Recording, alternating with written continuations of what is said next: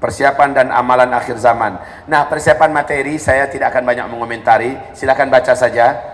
Dan kalau mau ini silakan nanti di copy ke panitia materi ini. Saya sudah katakan tadi bahwa persiapan fisik atau persiapan materi sifatnya berapa persen menolong kita di akhir zaman? Paling 5-10%. Jadi ada semakin meringankan sedikit, nggak ada pun nggak ada begitu masalah sebenarnya. Kalau ada lebih bagus. Coba lihat yang pertama, menanam pohon kurma dan menyediakan stok kurma yang berdahan di rumah-rumah.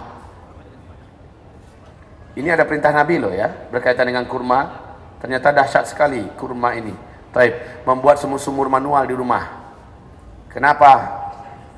Karena memang pada saat teknologi tidak ada, maka tidak ada air keran yang bisa mengalir ke rumah-rumah kita. Betul tidak? Kemudian mengemaskan dan memperakkan uang kertas. Ini juga ada hadis Nabi. Dan masanya sudah dekat. Terus mempersiapkan alat-alat penting kehidupan yang sifatnya manual seperti kompor, korek api, lilin, minyak tanah, lampu badai dan lain-lain. Apapun alat-alat manual, persiapkan sajalah. Toh ketika camping, ketika outbound kita bisa memakainya, ya. Dan di Bandung pusatnya Pak.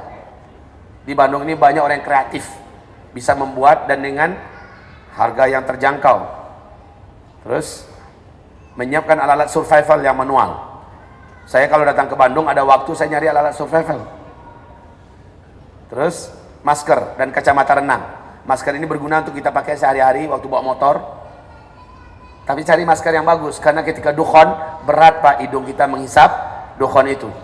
Kacamata bisa dibawa untuk berenang dan kacamata ini juga berguna nanti di saat dukhon begitu tebal sehingga memerihkan mata kita.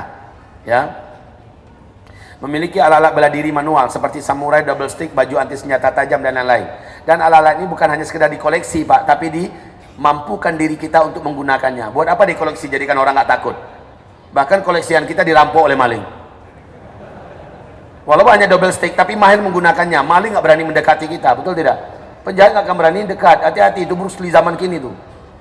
Tapi kalau punya kelengkapan alat-alat bela diri yang sifatnya manual, nggak pandai memakainya. Itu mahal-mahal lagi, pedang katana atau pedang Damaskus yang harganya 25 juta, 125 juta. Kita koleksi, keren banget ya, Bapak itu, tak tahu dirampok orang.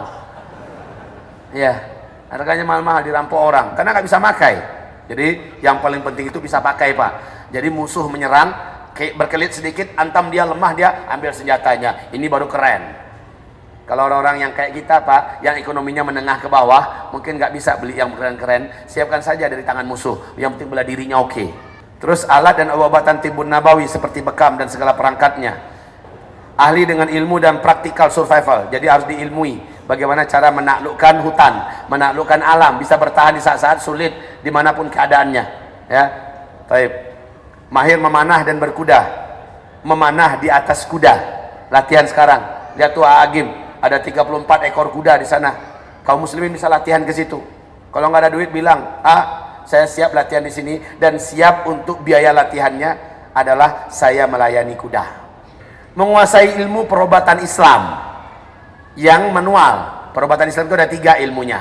Diajarkan oleh Rasulullah dan pelajarilah. Dan itu belajarnya santai Pak, tidak sulit. Baik berbekamnya, baik ruqyah dan menguasai praktiknya. Ruqyah terbaik di Indonesia adanya di Bandung.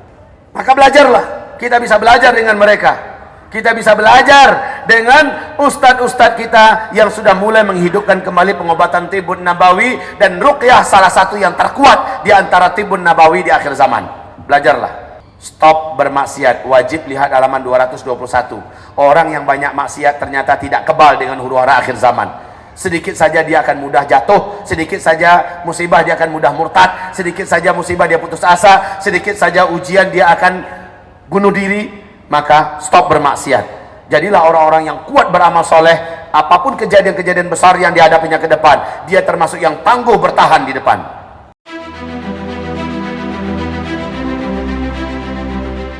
Preview.